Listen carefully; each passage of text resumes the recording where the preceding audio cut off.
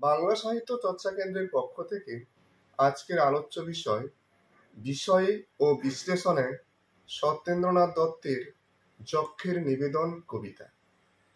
যক্ষের নিবেদন কবিতাটি আলোচনা করার পূর্বে আমি একটু সত্যেন্দ্রনাথ দত্ত সম্পর্কে একটু বলে নিই।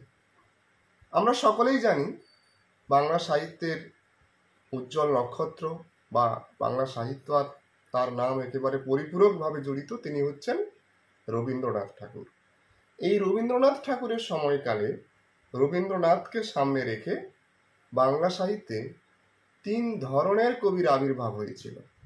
একদল যারা সরাসরি রবীন্দ্রনাথের কবিতার, কাব্যের, সাহিত্য চিন্তনের বিরোধিতা করেছে।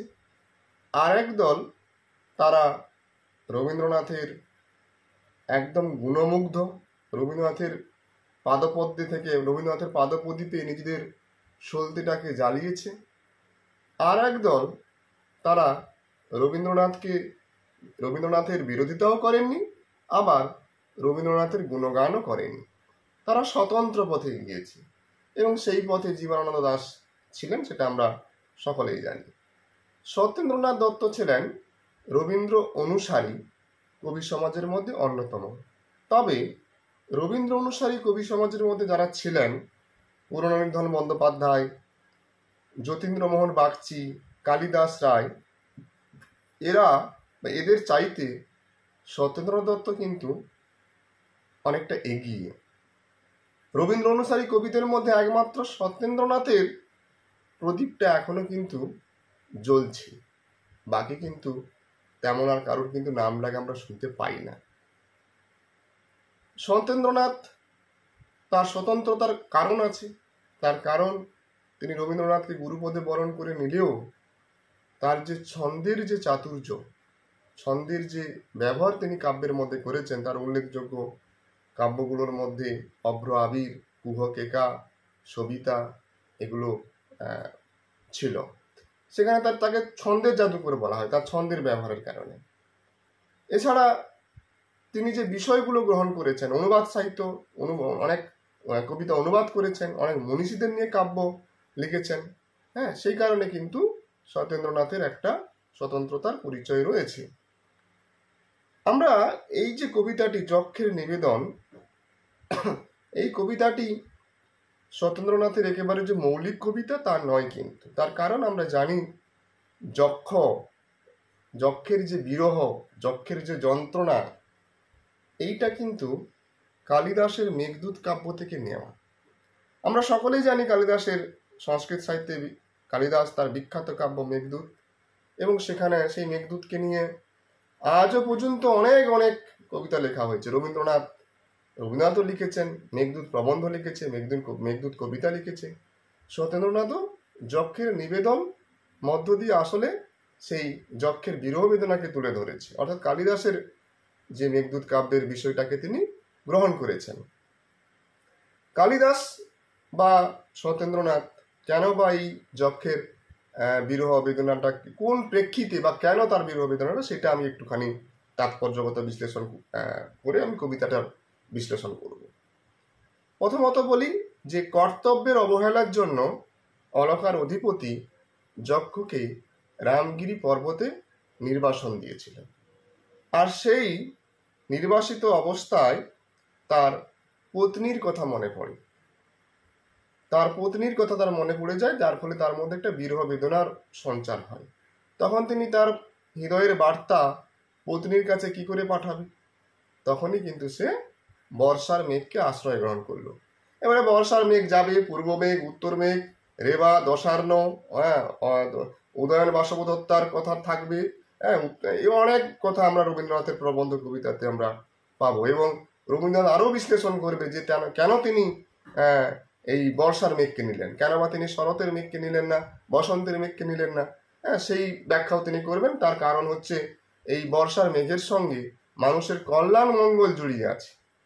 তার কারণ গ্রীষ্মের পরে বর্ষা, গ্রীষ্মের পরে বর্ষা আছে। তাহলে গ্রীষ্মের যে সমস্ত যে প্রকৃতি, গাছপালা থেকে শুরু করে নদী সব যে শুকিয়ে গেছে, সেগুলো কিন্তু বর্ষার জল পেলে আবার পরিপূর্ণ হয়ে উঠবে, তাজা হয়ে উঠবে, জীবন্ত হয়ে উঠবে, প্রাণবন্ত হয়ে উঠবে। সেই কারণে কিন্তু অর্থাৎ এই বর্ষার মেঘের সঙ্গে কিন্তু এবং একটা কল্যাণ মঙ্গলে যুক্ত আছে, মানুষের একটা কল্যাণের সম্পর্ক আছে, যেটা রবীন্দ্রনাথ বলেছেন। কিন্তু আমরা আলোচ্য কবিতায় দেখব সেই যক্ষের যে নির্বাসিত অবস্থায় যক্ষ মেঘকে আশ্রয় করেছেন, তার যে মনের দুঃখ যন্ত্রণাগুলো বলেছেন এবং তার প্রিয়া কতটা কষ্টে রয়েছে, কতটা দুঃখে রয়েছে, সেই চিন্তাতেও তিনি মগ্ন হয়েছে। আমি কবিতাটা বিশ্লেষণ করার চেষ্টা করছি। প্রথমেই তিনি বলছেন, মেঘকে আহ্বান করেছেন, মেঘের স্তুতি করেছেন, পিঙ্গল বিহল ব্যতীত নবতল কই গো মেঘ উদয় হও। কারণ এই যে স্তুতি, কাউকে যদি আমি স্তুতি করি তাহলে সে নিশ্চয়ই আমাকে দেখা দেবে, সে আমার কথা শুনবে, এই কারণে সে স্তুতি করছে। হ্যাঁ, যে তুমি কোথায়, তুমি আসো, তুমি একটু বৃষ্টি বর্ষণ দাও, এইরকম করে করছে। তারপরে আমরা দেখব যখন দ্বিতীয় স্তবকে তিনি বলছেন, গ্রীষ্মের হোক শেষ ভরিয়া সানুদেশ, স্নিগ্ধ গম্ভীর উঠুন তান, যক্ষের দুঃখের করয় অবসান, যক্ষ কান্তা জুড়াও প্রাণ। অর্থাৎ গ্রীষ্মের যে এখানেও কিন্তু সেই রবীন্দ্রনাথের ছোঁয়াটা রয়েছে, যে গ্রীষ্মের পরে বর্ষা, হ্যাঁ, গ্রীষ্মের দাবদাহ যন্ত্রণা, তার থেকে বর্ষা একটু যে মুক্তি লাভের কথা বলা হয়েছে, এবং তার সঙ্গে সঙ্গে যক্ষের দুঃখের অবসান এবং যক্ষর কান্তা মানে যক্ষর প্রিয়া তার স্ত্রীর যে দুঃখ, সেটাও কিন্তু দূর করার জন্য মেঘকে তিনি আহ্বান করেছেন। হ্যাঁ, এবং তার আগেও বলেছে যে গাছপালা সব বর্ষার জল পেলে আবার পরিস্ফুট হয়ে উঠবে, ইত্যাদি ইত্যাদি সে কথাগুলো বলেছে, আমি আর বলছি না। তারপরের স্তবকে বলছে, শৈলের পৈঠায় দাঁড়িয়ে আজি হায় প্রাণ উধাও ধায় প্রিয়ার পাশ। অর্থাৎ শৈলের মানে তিনি তো একটু আগে বললাম কর্তব্য অবহেলার জন্য তিনি রামগিরি পর্বতের উপরে নির্বাসিত ছিলেন, তো তার উপরে দাঁড়িয়ে সেখানে অবস্থান থাকলেও তার মন কিন্তু সেখানে নেই। হ্যাঁ, অর্থাৎ এই যে মন, যে আমাদের প্রেম বিরহ, কালিদাস কোন যুগে লিখেছিল, কিন্তু আজকেও আমাদের মনে বিরহ আছে। আসলে এই বিরহ চিরন্তন, এই যন্ত্রণা চিরন্তন, ঠিক আছে। তো সেখানে আমরা দেখবো যে তার প্রাণ, তার মন কিন্তু সেই প্রিয়ার কাছে চলে গেছে। হ্যাঁ, তার প্রিয়ার জন্য তার বক্ষের পঞ্জর কাঁপছে, চোখে দুঃখে চোখ কালো হয়ে গেছে, অশ্রু, চোখ দিয়ে অশ্রু ঝরঝর করে পড়ছে, হ্যাঁ, বারবার করে শ্বাস পড়ছে, এরকম যে অনুভব বিভাব, এগুলো আমরা দেখতে পাচ্ছি। তার যে বিরহ যন্ত্রণা, দুঃখ, শোক হলে মানুষের মধ্যে যে যে লক্ষণগুলো পরিস্ফুট হয়, সেই বিষয়গুলো কিন্তু আমরা যক্ষের মধ্যে দেখতে পাচ্ছি। তারপরে তিনি বলছেন যে মেঘের যে স্তুতি করছেন, ইন্দ্রের দক্ষিণ বাহু সে তুমি দে পূজ্য লও মোর পূজার ফল, পুষ্কর বংশে চূড়া যে তুমি মেঘ বন্ধু দৈবের ঘুচাও ভুল। অর্থাৎ তার যে যন্ত্রণা, সেগুলো দূর করার কথা বলছে, এবং মেঘ যে কতটা মহান, মেঘ যে কতটা মানে মহিমান্বিত, তার যে বীরত্ব, সেই বীরত্বটা দেখানোর কথা বলেছে, এবং সেই বীরত্বের মধ্য দিয়ে তার দুঃখ যন্ত্রণাকে দূর করতে আহ্বান করেছেন। এবং তারপরে কি বলছেন, নিষ্ঠুর যক্ষেশ নাহিক কৃপালেশ রাজ্যে আর তার বিচার নেই, আজ্ঞার লঙ্ঘন করিলে কি আর শাস্তি ভুঞ্জানো দুজনকে। অর্থাৎ তার যে প্রভুর প্রতি তিনি একটা বিরূপ মনোভাব প্রকাশ করেছেন, যে তার মধ্যে কোনো দয়া নেই, তার রাজ্যে কোনো সঠিক বিচার নেই। তার কারণ যে আমি দোষ করেছি, আমি কর্তব্য, আমাকে কাজ দিয়েছিল, আমি সেই কাজ না করে প্রিয়ার কথা ভাবছিলাম, সেই আমার ভুল হয়ে গেছে। কিন্তু ঠিক আছে, আমার ভুল হয়েছে, কিন্তু আমার প্রিয়া তো কোনো ভুল করেনি, তাহলে সে কেন আমার জন্য বিরহ যন্ত্রণা ভোগ করবে, সে কেন আমার জন্য কষ্ট অনুভব করবে? তার তো কোনো দোষ ছিল না। বলছে আজ্ঞার লঙ্ঘন করলে, আমি আজ্ঞার লঙ্ঘন করেছি, আমাকে দায়িত্ব দিয়েছিল, সে মেনে নিয়েছে, কিন্তু শাস্তিটা দুজনকে পেতে হচ্ছে। হায় মোর কান্তার না ছিল অপরাধ, মিথ্যা সয় সেই কতই ক্লেশ, দুর্ভর বিচ্ছেদ অবলা বুকে বয়, পাংশু কুন্তল মলিন বেশ। তার কান্তা, তার প্রিয়া দুঃখ অনুভব করছে, তার কষ্ট, সে তো কোনো অপরাধ করেনি, তার যন্ত্রণা হচ্ছে, তার চুলগুলো সব পাংশু হয়ে গেছে, বেশ ভাস সব মলিন হয়ে গেছে, মানে অপরিষ্কার অবস্থার মধ্যে রয়েছে। তারপরে আমরা দেখব তিনি মেঘকে বলছে বন্ধুর মুখ চাও, সখা বলে আহ্বান করছে যে তুমি আমার দুঃখকে দূর করো। হ্যাঁ, কল্যাণ সংবাদ, মঙ্গলের কল্যাণ সংবাদ তার কানে কানে গিয়ে বলো যে আর বিলম্ব নেই, তুমি চিন্তা করো না, তোমার যক্ষ ভালো আছে, সে খুব শীঘ্রই আসবে, এটা তার কানে পৌঁছে দেওয়ার কথা বলেছে। বিন্তের বন্ধন আসতে বাঁচে মন, হায় গো বলো তার কত ইয়ার, বিচ্ছেদ গ্রীষ্মের তাপিতে সে শুকায়, যাও দাওয়ে সলিল ধারা। অর্থাৎ এখানে কি বলছে, বিচ্ছেদ গ্রীষ্মের তাপেতে সে শুকায়, যাও হে দাও তাই সলিল ধারা। বলছে বর্ষার মেঘ, গ্রীষ্মের দাবদাহে শুধু যে গাছপালা শুকিয়ে যায়, নদী নালা শুকিয়ে যায় তা কিন্তু নয়, গ্রীষ্মের দাবদাহে আমার পত্নীর মনটাও শুকিয়ে গেছে। তাই হে মেঘ, তুমি তোমার জলের দ্বারা গাছপালাকে নদী নালাকে, শুকিয়ে যাওয়া গাছপালা, শুকিয়ে যাওয়া নদী নালাকে প্রাণবন্ত শুধু নয়, আমার প্রিয়াকেও একটু প্রাণবন্ত করো, আমার প্রিয়ার মধ্যেও তোমার সলিল, তোমার বর্ষণ ধারা বর্ষণ করো।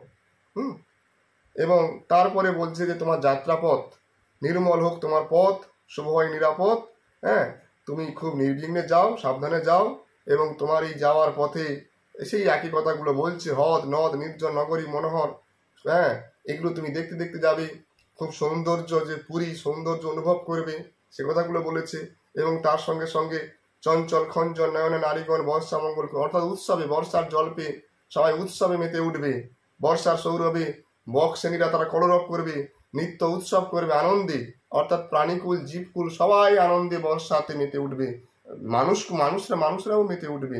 হ্যাঁ হ্যাঁ, তারপরে বলছে পুষ্পের তৃষ্ণায় করহে অবসান হোক বিনিঃশেষ জ্যোতির ক্লেশ, অর্থাৎ জ্যোতির যে ক্লেশ, তার যে তৃষ্ণা, গ্রীষ্মের দাবদাহে সেটা সহ্য করতে তার যে কত ক্লান্তি, সেটাও তোমার এই বর্ষণের ফলে তার সেই ক্লেশ দূর হোক। তারপরে বলছে নিজের কষ্টের কথা বলছে, যে প্রবাসে আমার সুখ নেই, হাই গো নাই সুখের লেশ, যাও ভাই তুমি তোরা যাও, প্রাণ বাঁচাও, আমার প্রিয়ার প্রাণ বাঁচা, যাও ভাই একবার মুছাতে আঁখি তার, প্রিয়ার দুঃখ যন্ত্র তার চোখের জলটা মুছে দাও, প্রাণ বাঁচাও, মেঘ সদয় হও, বিচ্ছেদ জীবনে না ঘটুক বন্ধু, বন্ধুর আশীষ নাও। বন্ধুকে আশীর্বাদ দিচ্ছে যে তার জন্য বিচ্ছেদ না হয়, কষ্ট না হয়, বন্ধু বিচ্ছেদ না হয়, পত্নী বিচ্ছেদ না হয়, তার সমস্ত যন্ত্রণাগুলো দূর করো। অর্থাৎ আমরা দেখব সত্যেন্দ্রনাথ দত্ত মন্দাক্রান্তা ছন্দকে অবলম্বন করে যে রোমান্টিকতা, যে প্রেম বিরহ যে চিরন্তন, সেই কথাগুলো তিনি বলেছেন। যদিও তিনি কাহিনীটা কালিদাসের মেঘদূত কাব্য থেকে সংগ্রহ করেছে, তাও আধুনিক যুগে কিন্তু এই প্রেম বিরহ যে কতখানি সমান্তরালভাবে চলছে, সেটা রবীন্দ্রনাথ এবং সত্যেন্দ্রনাথ যেন দুজন দেখিয়ে দিয়েছে। এবং রবীন্দ্রনাথের উত্তরসূরি হিসেবে কিন্তু সত্যেন্দ্রনাথের অবদান অনস্বীকার্য।